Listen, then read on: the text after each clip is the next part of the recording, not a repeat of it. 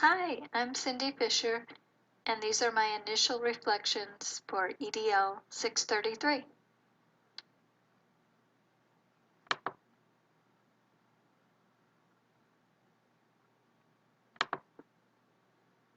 Well, thank God, scholars view learning in a completely different way, not so much memorizing of facts, but instead constructing knowledge by the learner.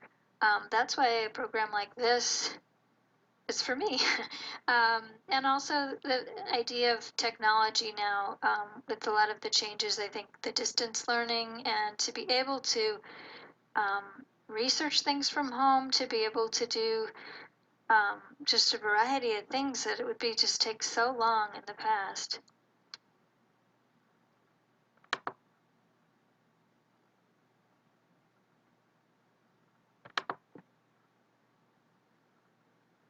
So a student grows and develops as a whole, and one must ask, as one changes during college, would he or she have changed, matured, and developed, regardless of the college experience?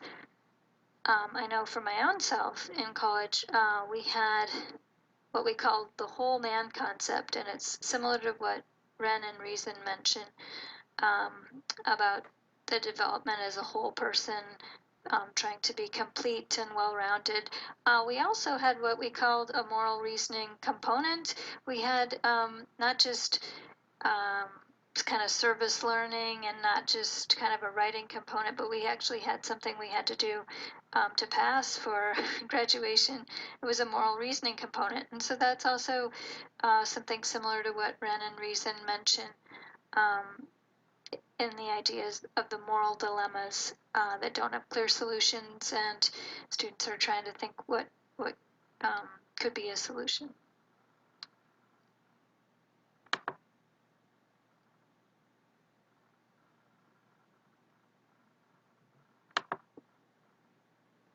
So Pascarella and Terenzini try to answer that question, and they say that the presence of change during college is no guarantee that college is having an impact. But they did say that college had an impact by anchoring development and preventing its retrogression.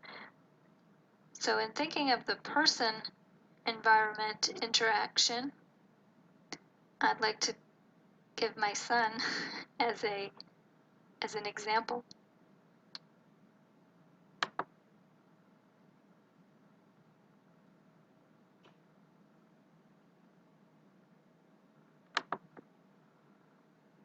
So first, let me set the stage about the person-environment interaction.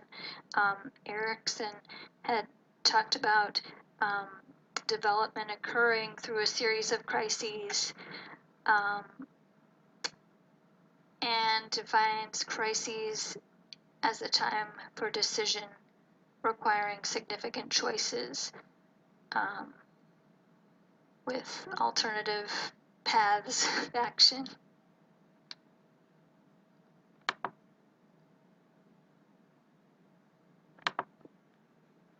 So the development as outlined by Pascarella and Terenzini could be progression, moving ahead, regression, moving back, or stasis, just standing still. And the first task of exploration is kind of that searching, weighing out the choices, trying to make an informed decision, seeing what all those paths are, the possible outcomes. In a class I had earlier in the summer, we tried to view things from the perspective of the future, looking back to the present to help make those choices and decisions. A term mentioned is foreclosure or foreclosed would be, for example, um, doing something, committing to something without questioning it. So if I tell him this is the school you're going to, that's it, end of story, that would be foreclosure. Well, there's my son Ben, and he had some decisions to make this summer about what high school to attend. He was accepted at Isaac Bear, which is the early college. Um, and his dad had moved recently to the Ashley district, so he was kind of weighing it out, and I really wanted him to go to Isaac Bear. We'll find out more in a few more slides.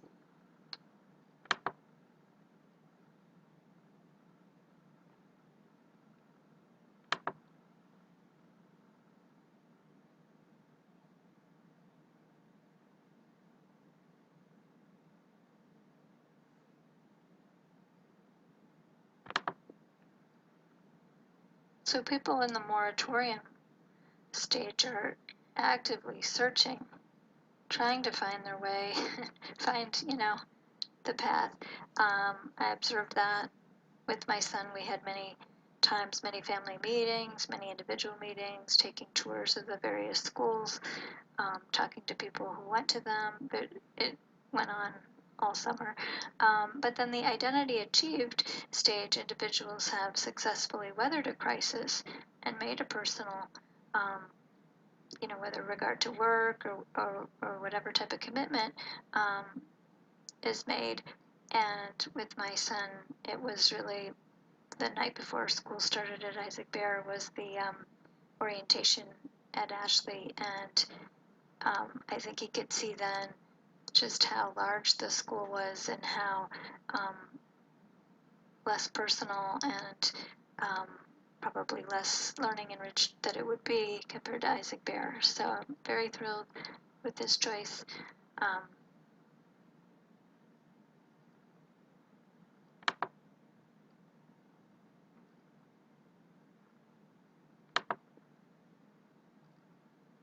So cognitive readiness was not necessarily conditioned for the development.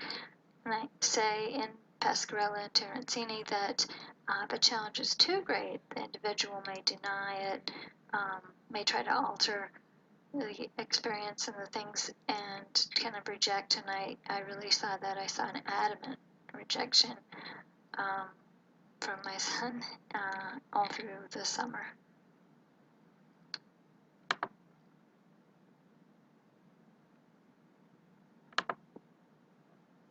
So apparent regression in autonomy was necessary to become more autonomous. I could see that this summer was kind of like 2 steps forward, 1 step back.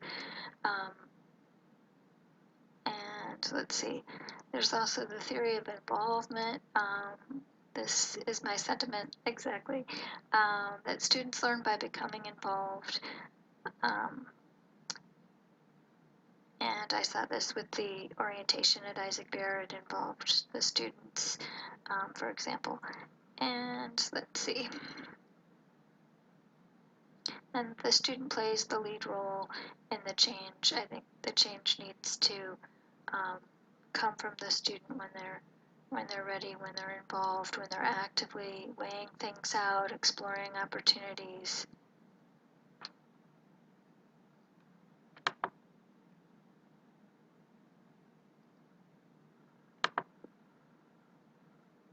So change then is a function of students' background characteristics, who they are, what they bring, their qualities, interactions with major socializing agents, people they talk to, things that they're involved with in the environment, and the quality of effort invested in learning and developing the effort that they put forth. So yeah, the institution's environment, the environment of a very nurturing, learning enriched school versus a very large and personal school. The quality of the student's effort. I think now that my son has chosen for himself Isaac Bear, I think that the quality of his work and effort will be greater. Let's see, students' interactions with peer and faculty members. He's been able to talk to a lot of people in regard to this.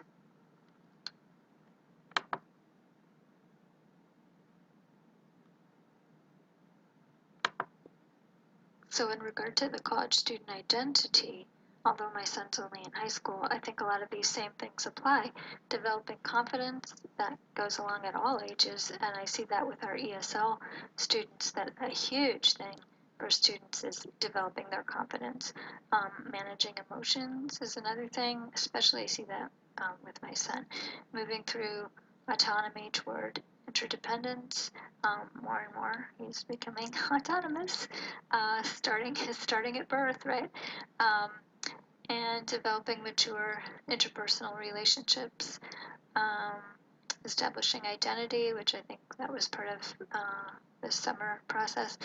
I put developing purpose in all bold letters because it relates also to connecting to something greater than self, which another class I had earlier this year, Fullen mentions the same thing, connecting peers with purpose, just trying to find something, bigger than yourself. And I think that's one of the things that that students, once they get connected to that larger um, purpose, then they're more, I would think, more persistent, and I guess we'll see that in our study. And the last one, developing integrity.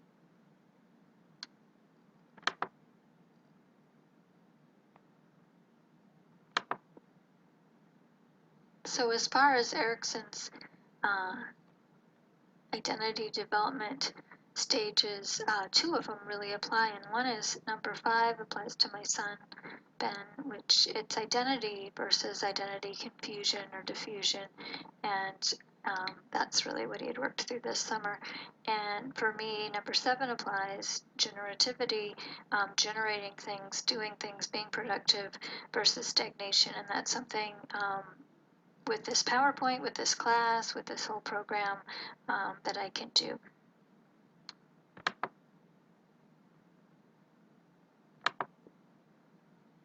So let's take a look at my identity rank worksheet.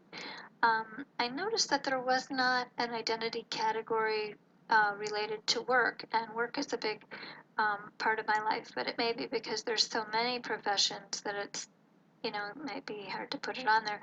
I gave myself high ratings. I don't know, I guess because I feel that these things are so much a part of me that it's hard to separate them. I gave a few a little bit higher, I guess. The program, which you'll notice I put for the identity, the EDD in process, but then when I went to put how I identify my important identities, I listed it as a student in the leadership program at UNCW. Let's see, there were a few spots that seemed similar, I guess, because there's like sex assignment and sexual orientation. So I wasn't sure maybe about if it was the same thing. And let's see, so yeah, I found it interesting. My number 1 thing was being a mom, which I guess came out in my PowerPoint.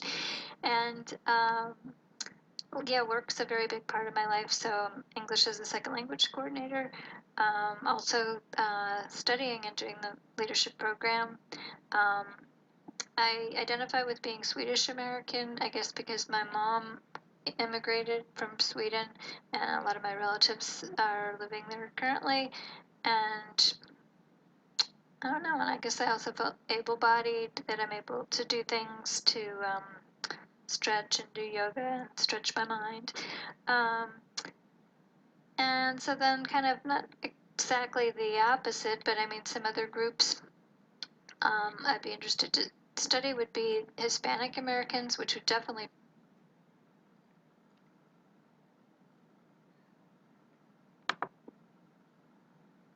so putting it all together, the college student case study, for me, a focus would be to better understand Hispanic Americans and or Asian Americans, dads and non-parents, in order to better understand what makes foreign-born and immigrant students persist. This information would be useful to me in my work with English as a second language.